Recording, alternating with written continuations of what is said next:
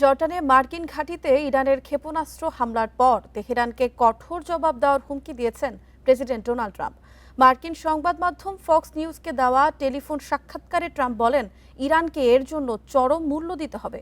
জর্ডানে মার্কিন সামরিক ঘাঁটি লক্ষ্য করে ইরানের আইআরজিসির ছোড়া একাধিক ব্যালিস্টিক ক্ষেপণাস্ত্র হামলার পর এই হুঁশিয়ারি দেন ট্রাম্প। ট্রাম্প দাবি করেন, মার্কিন বাহিনী ক্ষেপণাস্ত্রগুলো লক্ষ্যবস্তুতে আঘাত হানার আগেই ধ্বংস করা হয়। তবে ইরানের হামলার জবাবে বড় ধরনের সামরিক পদক্ষেপের ইঙ্গিত দেন তিনি।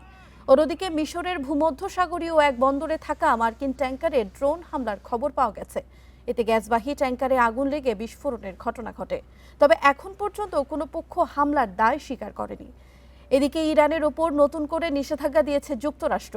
ইরান সংশ্লিষ্ট 8টি ট্যাঙ্কার ও 10টি প্রতিষ্ঠানকে নিষেধাজ্ঞার আওতায় আনা হয়েছে বলে জানিয়েছে মার্কিন অর্থ বিভাগ।